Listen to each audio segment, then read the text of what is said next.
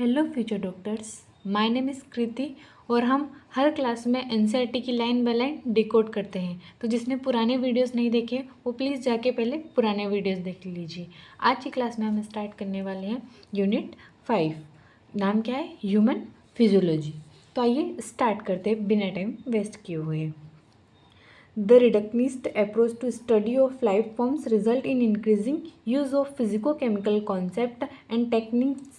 Majority of these studies employed either surviving tissues model or straight away cells free system. तो बच्चों, reductionist approach का मतलब होता है चीज़ों को तोड़ तोड़ के छोटे पार्ट में स्टडी करना। बायोलॉजी को समझने के लिए साइंटिस्ट ने केमिस्ट्री और फिजिक्स के कॉन्सेप्ट को अप्लाई किए। मतलब सेल के अंदर क्या हो रहा है उसको केमिकल्स और फिजिक्स के रूल से समझाया। आई बात आपको समझ में? और साइंटिस्ट ने लिविंग टिश्यू जैसे लैब में रखे हुए टिश्यू और सेल्स फ्री सिस्टम मतलब सेल के बाहर का केमिकल एंजाइम एट्सेट्रा को स्टडी किया। मतलब उन्होंने कंप्लीट ऑर्गेनिज्म को नहीं बल्कि उसके छोटे छोटे मॉडल्स को स्टडी किया। आई बात आपको समझ में? तो आगे है An explosion of knowledge resulted in molecular biology. Molecular physiology become almost synonymous with biochemistry and biophysics. However, it is now being increasingly realized that neither a purely organismic approach nor a purely reductionist molecular approach would never reveal the truth about the biological process or living phenomena. इसका मतलब है इतना research हुआ कि एक नई branch develop हो गई, मोलिकुलर बायोलॉजी।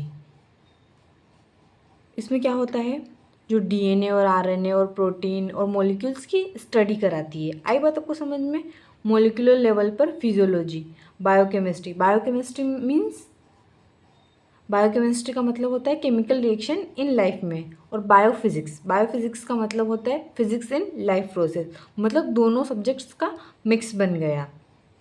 अब साइंटिस्ट को समझ आया कि सिर्फ ऑर्गेनिज्म को पूरा देखिए या सिर्फ मॉलिक्यूल को देखना काफ़ी नहीं है, दोनों को कंबाइन करके ही लाइफ प्रोसेस को समझ आएगी। दोनों को कंबाइन करेंगे तभी तो लाइफ प्रोसेस हमको समझ आएगी।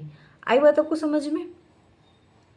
और फिर system biology makes us believe that all the living phenomena are emergent properties due to the interaction among the components of this system under studies.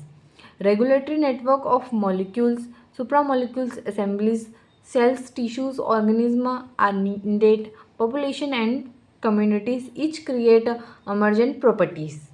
मतलब सिस्टम बायोलॉजी बोलता है कि लाइफ एक टीम वर्क है। अलग अलग मॉलिक्यूल, सेल्स, टिश्यूज इंटरेक्ट करके ही नई प्रॉपर्टीज़ बनाते हैं। एमर्जेंट प्रॉपर्टीज़ मतलब एमर्जेंट प्रॉपर्टीज़ बनाते हैं। जैसे एग्जांपल है कि सिर्फ हार्ट का एक सेल धक धक नहीं करता, लेकिन सारे सेल मिलके पूरा हार्ट धक धक करता ही है।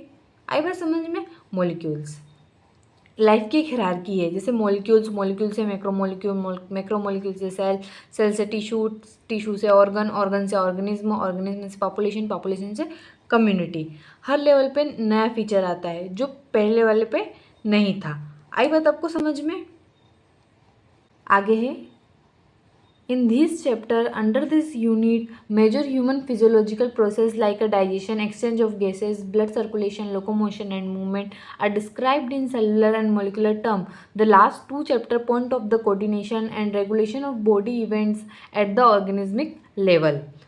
मतलब इन यूनिट में हम पढ़ेंगे डाइजेशन मतलब फूड को ब्रेक डाउन कैसे होता है, रेस्पिरेशन मतलब गैस एक्सचेंज कैसे होता है, ब्लड सर्कुलेशन कैसे होता है, लोकोमोशन कैसा होता है, मूवमेंट कैसा होता है, और ये सब कुछ सेलुलर और मोलिकुलर टर्म में समझाया गया है। और लेकिन लास्ट के दो चैप्टर है neural control and coordination system, बताएं कि पूरी बॉडी के इवेंट को कैसे कोऑर्डिनेट और रेगुलेट किया जाता है एकदम ऑर्गेनिज्म के लेवल पर। आई बात आपको समझ में? अगर आपको ये भी लेक्चर समझ में आया तो चैनल को लाइक करो, सब्सक्राइब करो और मिलते हैं नेक्स्ट वीडियो में। Bye bye.